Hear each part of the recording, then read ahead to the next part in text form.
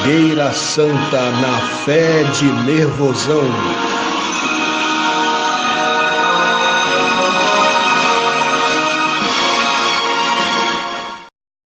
Bom, eu venho aqui através desse vídeo agradecer a oportunidade que está sendo me dada, entendeu? Fui muito bem atendido pelo jurídico do Profeta Nervosão.